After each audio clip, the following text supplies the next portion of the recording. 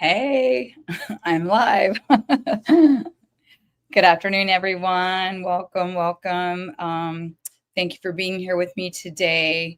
If you don't know me, I'm Paula Quinn. I'm one of the co-founders of Next Level Consultants, and today we're going to be talking about patient experience and retention, a little bit about what's broken and how to fix it. So we'll come up with some practical solutions for growing and keeping your current patient base. So let's get started. If you want to put in the link, comments, where you're from, that would be great. If not, most people don't participate. I'm used to talking to myself for an hour, but always love some interaction if we can get it. Okay, so patient retention, the problem. So 50% of new patients don't return to your office after the first visit. So according to the American Dental Association, Dentistry Today, and even an article written in Dental Town by Fred Joyal, who's a big marketing guru, writes a lot of books about the average general dentist retains about 41 to 50% of new patients beyond their first visit. So that leaves us with 50 to 59% of those new patients that do not return after their first visit. That's a big problem. We all focus on new patients, new patients, new patients. We spend money on new patients, and then we have an average of 50 to 59% of those that don't return. So what I'd like to focus on today is attracting, of course, keeping rather than attracting new patients, is keeping the ones we have. So it's the most cost effective. They're loyal. They've already been in the practice. So really focusing on having them return to our practice and stay loyal and keep coming back. When we do lose patients, most of this is preventable. So there's kind of a laundry list of reasons why we lose patients. And of course, some move away and other circumstances, but most losses are preventable. They're usually due to poor communication, lack of follow-up, unpleasant front office experience. Of course, they always have to talk about the money. So if anything is off, that's where a lot of the frustrations going to be. But of course, that's also your first and last impression when leaving and coming to a practice. Long wait times or poor scheduling when patients have to wait. No clear next steps. So not explaining, what's next. A lot of patients leave confused. I always joke, but it's kind of like me going to an auto repair person, when they start talking about engines and brakes and things underneath the car. I'm shaking my head yes, and I leave, and it was a complete foreign language, and I can't even repeat what was said to me. And, we're so used to our dental jargon that we think we're being clear. But for people who, don't understand our language and don't understand a lot about the mouth, this can be very confusing and not clear. And then that lack of connection or trust. And that's just for all kinds of reasons we have that. So there's a great opportunity here to really focus on how can we keep those patients. So number one, let's talk about loyalty. Loyal patients is the opportunity. This creates more referrals, more reviews. I think we all know that a lot of people, the purchasing power is in those Google reviews.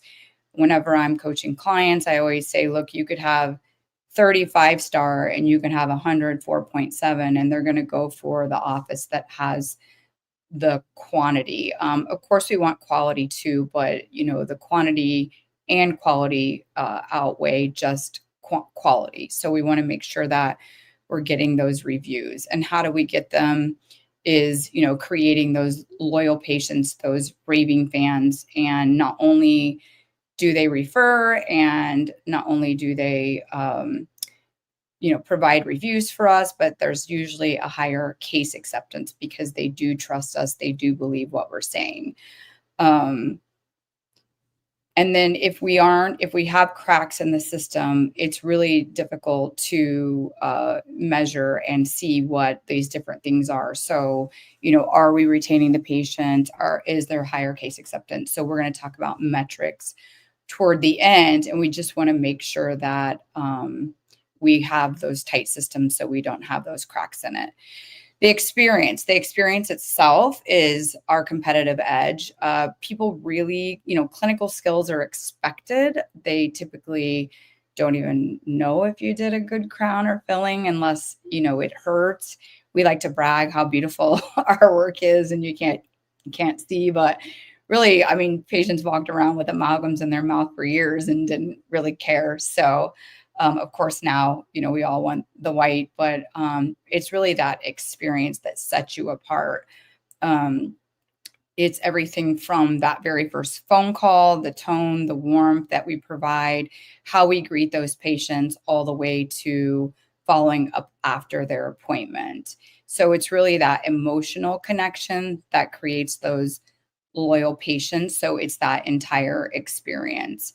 And again, we don't real quick quote one quote that I really love that just really puts experience in perspective is by Maya Angelou, and that is, I've learned that people will forget what you said, people will forget what you did, but they will never forget how you made them feel. So that experience is really key to the opportunity.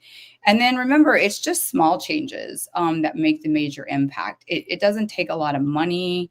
It doesn't take a lot of changes. It really is all about, again, creating that patient experience. It's small things by remembering their names, reducing wait times, offering a comfort menu, blanket, headphones, and I think really scripting those more difficult conversations. We always talk to teams about asking for reviews and referrals, and even that can be a little bit of a challenge. So, sometimes just scripting and practicing that stuff really can have a major impact on your patients.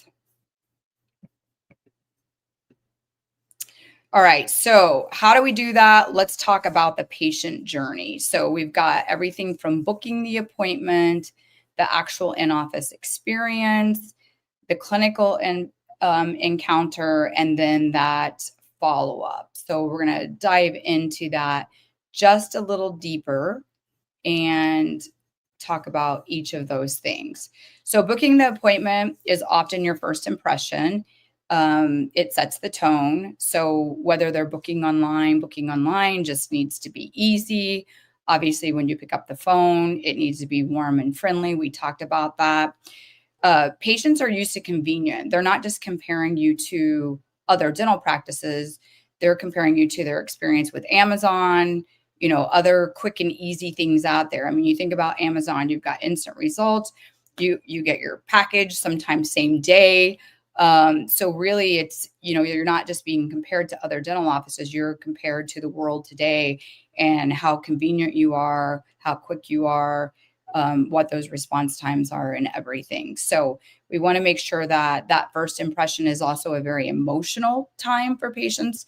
They can be nervous calling, they can be trying you out for the first time. So it's really making sure that we're doing everything we can, because when patients don't show up, we're always measuring and monitoring cancellations and no-shows. And those new patients, the cancellation and no-show rate, the KPI on that, the key practice indicators, universally are expected to be lower than your regular patients. And when those patients don't show up, those new patients and even existing patients, we never really know why. And sometimes it's, they feel rushed, they felt ignored, they didn't get a warm and fuzzy feeling on that first phone call. So it's really important to think about all that.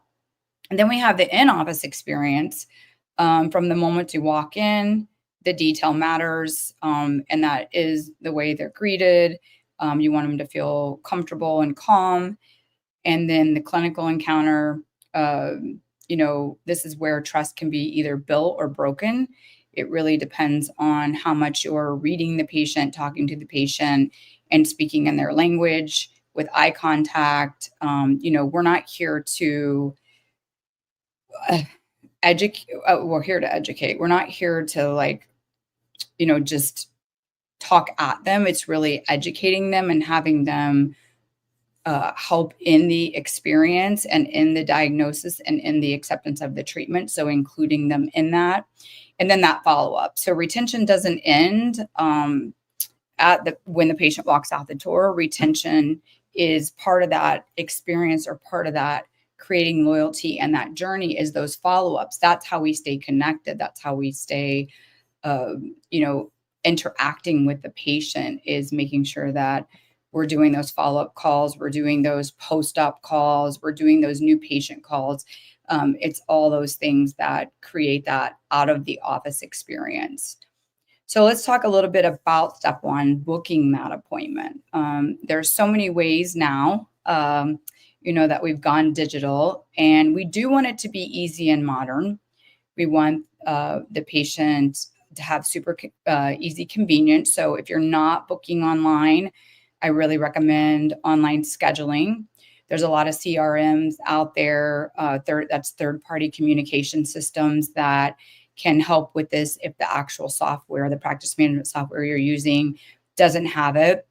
People get really nervous about online scheduling, and really, you don't have to open up your whole book of business. You can pick days and times selectively. I'm the kind of person that, I get in bed about 8 o'clock at night. I'm finishing up my work day, double checking emails sometimes. Hope my clients aren't hearing me, because they're probably going to wonder why I don't answer them at 8 at night. Just kidding. But I like to schedule online. I don't like to pick up the phone. I don't like to deal with all of that. I'm busy in the day. So for me, easy and modern is the way to go, and online scheduling is beautiful.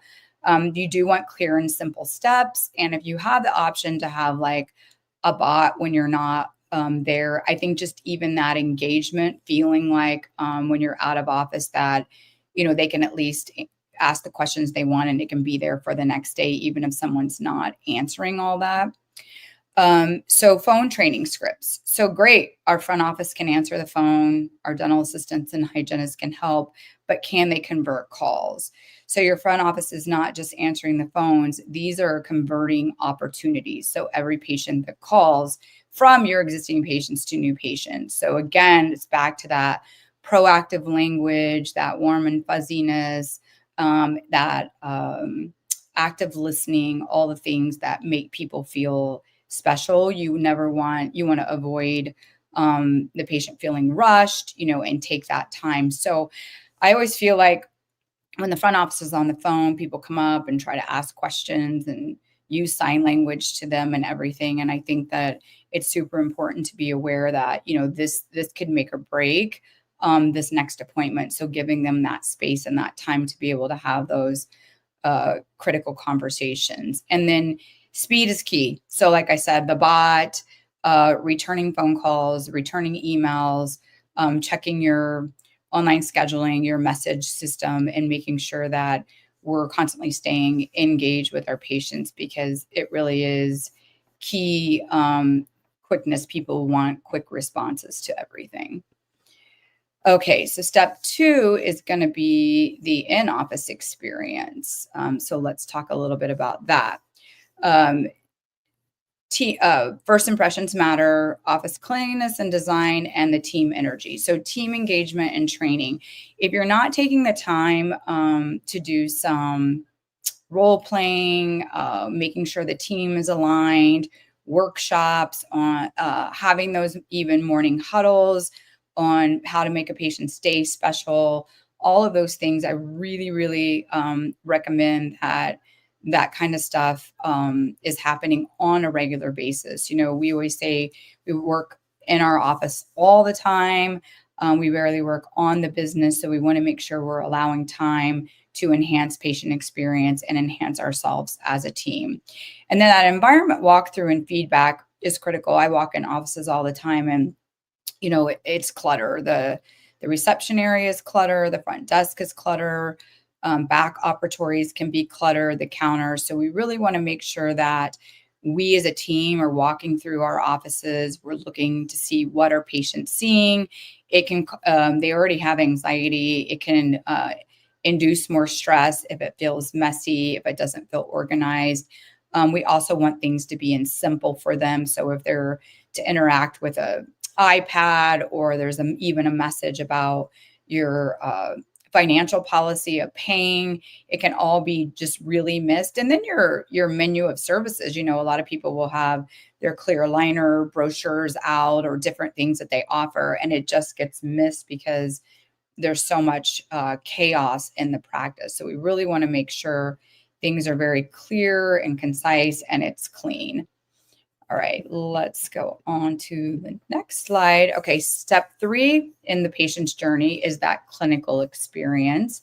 So we always want to be clear and empathetic with our communication. So again, this is a chance to educate and really be clear and empathetic with your communication so the patient knows that you care. This is what's going to build trust. And we're educating, not just informing. Active listening is super key. We feel like sometimes we know more than them, and which, of course, about dentistry we do. But I think just listening, active listening goes a long way.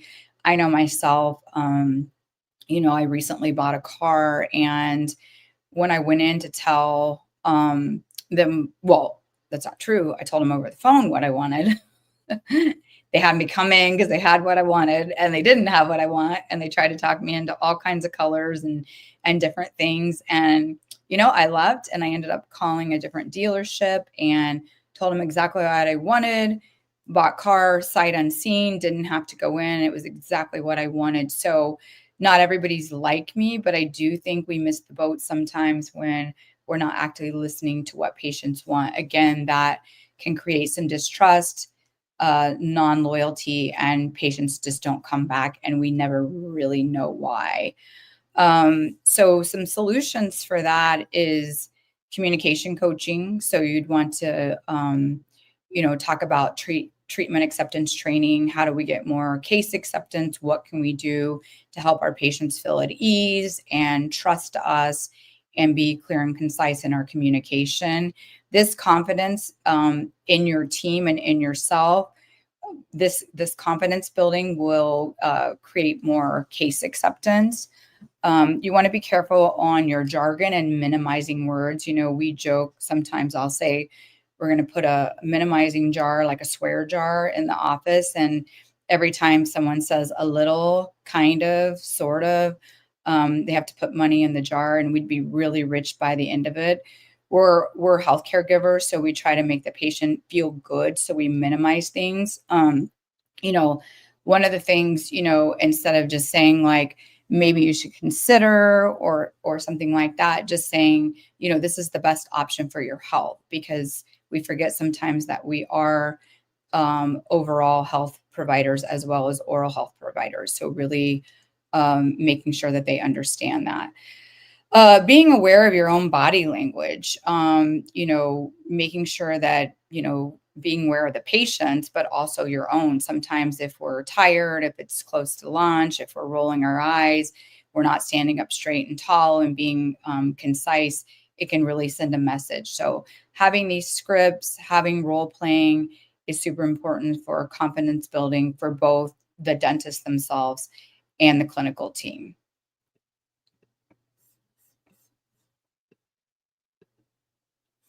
All right. And step 4 is those follow-ups. So in conjunction with the follow-ups, this creates the loyalty. So just some questions to think about. Are your post-op instructions, pre and post-op instructions, clear and concise? Are you reaching back out with those follow-ups, whether it's a simple post-op after a procedure or just checking in on patients if they haven't been in a while? If you do refer them out, making sure they get where they're going. There's a lot of reasons that you can reach back out to a patient and do your patients feel remembered. Going back to that quote that Maya Angelou said. Some solutions to this is post-visit workflows. So really knowing those post workflows, loyal programs, and recare systems. So let's just dive into that a little bit here. I do know that there's some confusion after treatment sometimes. Offices don't hear this, but I'm in enough offices that I get to hear it a lot. And patients sometimes just don't even know. They don't know what they're supposed to do. They don't even know what's next.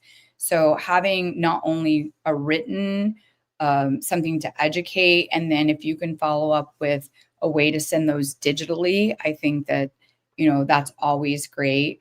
Reaching back out, again, I already went over that, checking in with them, making sure they're good. And do they feel remembered? That personalized message. It's my mom mentioned once that when she goes to the dentist, they ask her, "Oh, how was Hawaii?" And she's like, "Oh, I know they write that down. How are they going to remember that?" And I'm like, I think it's great that they just take the time to even write it down. So, whether, the patient knows you wrote it or not, I think the fact that you care enough to ask those questions and then keep track. I always say that in the social area, find a place in your practice management software where it's pets' names, children's names, where they're from, where they work, anything upcoming. It's always great to write. So that's something that you connect with them about, favorite sports teams, things like that. Again, it's about how the patient feels. So those post-visit workflow. This is part of the automated follow-up system we do. Make sure we're building in thank yous, we're building in check-ins and things like that. I just say, don't forget in this whole digital world that a nice phone call always goes a long way too. We get caught up in the digital to the point where some people ignore it. So making sure that we are also picking up the phone. The loyalty programs, there's all kinds. There's Whitening for Life. There's in-house membership programs that provide incentives that you can also just do without it. Referral cards. You could have special dental kits, in-office gift cards for, Starbucks, whatever. And I think that just making sure that there is something there with that extra thank you. I think cards can go a long way. Just letting patients know you care.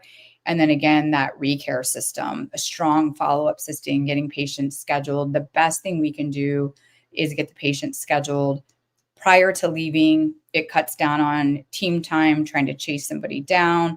It cuts down on people ignoring us. There's all kinds of things. So really having that tight recare system is super important when we're talking about patient retention. Back to the digital world. If we talked about ease and making it easy, again, comparing it to Amazon. I already talked about online scheduling. So, let's not minimize that. But that two-way texting and confirmations is critical. Online forms for ease of patients filling out from the comfort of their own home. And then even those link to pay. When we implement this in offices, we'll even sometimes help them send some out that day, and they immediately get payments back while we're still on the phone. So, don't underestimate.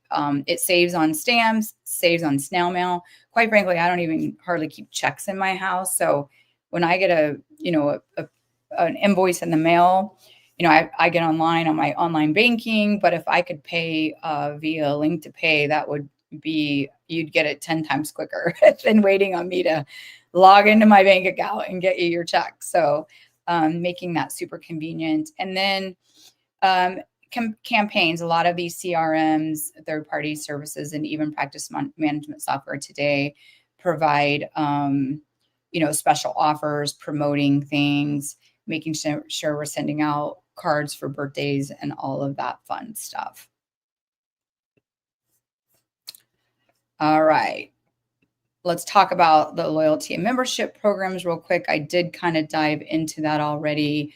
And a lot of the in-house plans it's usually you go through a company for in-house plans for uninsured patients, which also provides special perks and rewards for those patients. But you can do, like I said, things such as Whitening for Life, swag bags, aren't as popular as they used to, but I think it's very cool for patients who schedule and keep their appointments, complete treatment, don't do any rescheduling for the year, and you could have a higher end swag bag for somebody like that. So rewarding those free fluoride if they don't change or reschedule their appointment. A lot of adults don't have fluoride coverage. So there's a lot of little fun, tricky things you could do. So just don't underestimate. People love free stuff. So don't underestimate the power of giving them some fun goodies still. Um, all right. And then metrics that matter. So the only way to look at retention, again, we're always new patient, new patient, new patient. But again, these patients are most cost effective. They're loyal. They're already there. They got to you somehow. So let's really work on keeping them. Recare compliance. So scheduling them prior to leaving, if they're not scheduled, having a tight follow-up system and really looking at that, paying attention to your retention rate. We do this all the time with offices. It's astounding how they'll get 50 new patients, maybe 5 or less leave because they moved or called the practice. And then I would say a majority of them, usually most offices are in a negative growth phase. And a majority of them, they just fall into that 18 months without their next hygiene appointment. And when you ask the hygienist or the dentist, they'll say, yeah, we reschedule everybody. I hear my hygienist asking everyone, and then we'll get in the patient base and we'll see that, at least half, sometimes over half of the entire patient base is not rescheduled for any next appointment. And then really checking that review volume and quality. I hate to say this, but I always look at the competitors and seeing how many do they have. And it's kind of how many you should have, because again, it is definitely about quality, but the quantity has to be there too. Okay, so what's holding you back? Usually in offices, it's inconsistent systems. So really take a look at your systems. Don't be afraid. We don't go to school to be business people. We're also 99% of the time working in our business. So it's hard to, number one, manage and monitor everything. It's hard to sit down and create all of this. It's hard to hold people accountable. So admitting that there are some breaks or failures in the system doesn't make you a bad owner, actually makes you a better owner to be able to see that and reroute and get it corrected. Lack of team training. Again, they don't go to school to be verbal queens or kings. They don't take a lot of courses for this. And remember at the beginning, I talked about they're also converters. So it's about answering that phone. It's about helping them the patient's chair side, but it's also about converting them to their next appointment or into patients or to continue to be loyal patients. And then poor and impersonal communication, those verbal skills I talked about, minimizing words.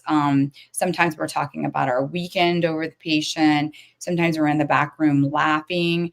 And whenever I'm training teams, this is one thing I always tell them, this is your patient's 1 hour. And it might only be 1 hour every 6 months. They may not need treatment. It might be, maybe the third time they've been in for an hour, but then they're not going to be back for 6 months. So it's really important that we're on. I like to relate it to if I went to a restaurant and my waiter or waitress was off, didn't come back to my table, was rude. I said my order, they brought me the wrong food or repeated it wrong. All of those things are things we expect when we go to a restaurant, which is a service industry. And basically, we're doing the same thing. We're here for those 7-8 hours to serve our patients, to make them feel comfortable.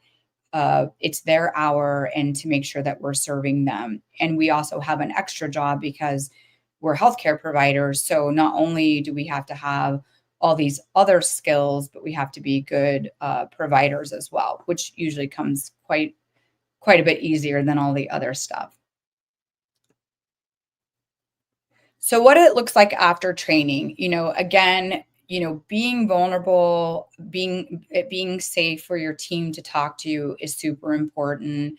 But after some training, what it looks like is higher retention rates. So higher retention rates on patients, and a lot of times higher retention rates on teams. Teams want this. They want to know what to say. They want to know how to make you proud. They want to do a great job, and sometimes they'll just shy away because they don't know what to say, so they don't say anything, especially when it comes to asking for reviews and referrals.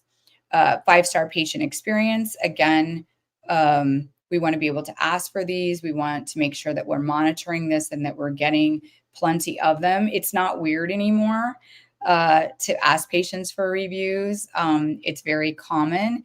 And then aligning everybody. We walk in the same walk, talking the same talk. It helps with confidence in the team and confidence in the individual and confidence in the patient in what we are and what we have to deliver. And I'm just going to jump ahead and then jump back. We even at Next Level are always looking at our wonderful reviews. We're always responding. We can't get enough of them. So any of you out there listening who haven't left us one, we would love one. But really it is about this feedback is not just, it is for our existing patients, it's for new patients, but it's also for us. It's a gauge on, I hope we're making people feel good. I hope we're making clients feel good. I hope your offices are making patients feel good. So let's talk about your practice right now. I didn't get any feedback earlier, so I doubt I'm going to get any here, but I'm going to try one more time. If you want to tell me what's working in your practice, that'd be great. Anything you're doing that's amazing, that you feel has really helped, that you're getting positive feedback on, reviews because of, I'd love to see that. Okay. And anything that's not working. If you have a broken system, something that you're like, my cancellation no-shows are out of control, what's going on? Definitely love to see that. I think it helps offices see other offices having the same struggles. It makes it feel real, because sometimes you feel like what's wrong with me? What's wrong with my team? And it's not always that. And then what can we fix together? So a lot of these things are pretty easy to fix. It just, again, when you're always working in the business, it's really hard to manage, monitor, and hold everybody accountable. And so having an outside source sometimes really helps with that.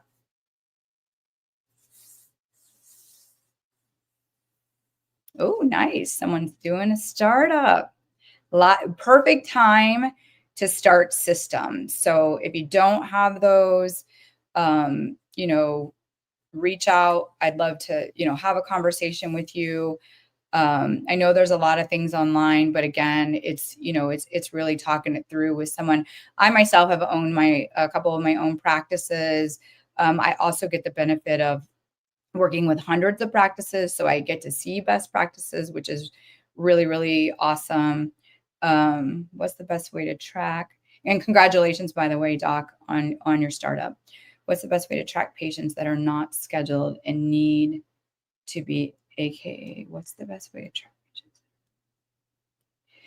Well, if you're using the best way to track patients that are not scheduled and need to be in your practice, if you have a CRM, a third-party communication system, there's a lot of ways to look in there. They usually provide a really clear and concise list.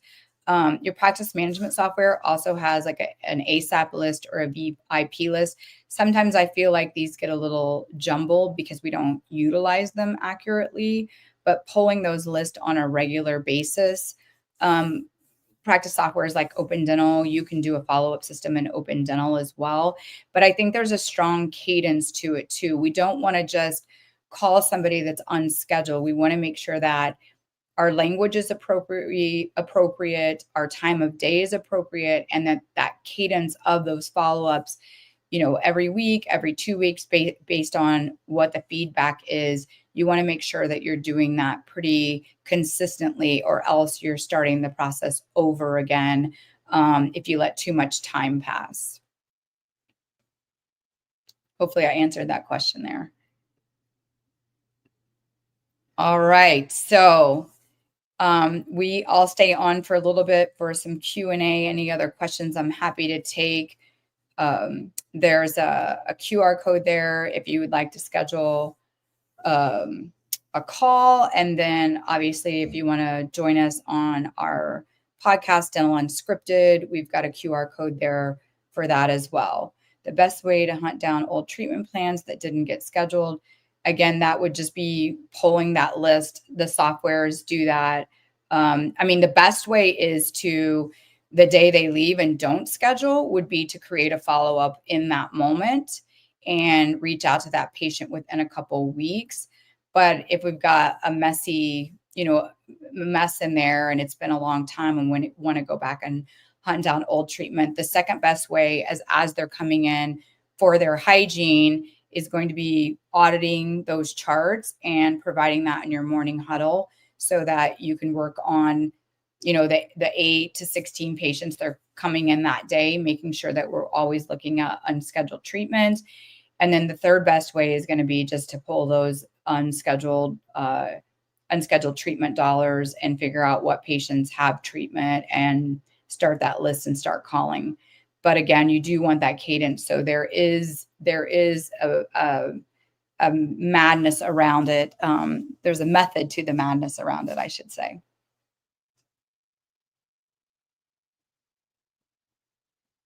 I think in the link, Dan, somebody put a form. I don't know if that, one of you, can you tell me what that form is for?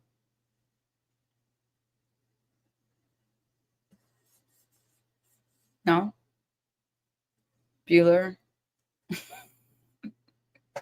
Okay, well, there's a form there. Hit it and see what it is. It'll be a surprise because I don't know. It may be the CEs, but I don't know. Paula, that's for the people to reach out to you if they okay. want to. Yeah, sorry. Okay, cool. So you have two methods there, QR code, or you can put that in your browser and reach out to me either way. Any other questions before we wrap up today's session? I think key takeaways, since no one's given me feedback, would really just be, we already have these amazing patients in our practice.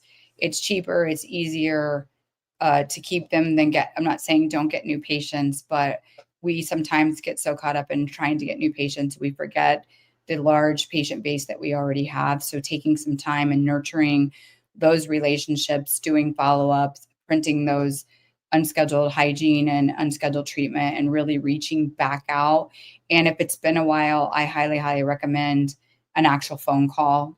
Getting a digital text from someone that hasn't been in your practice in a while could be pretty informal, and you'll probably get ignored there.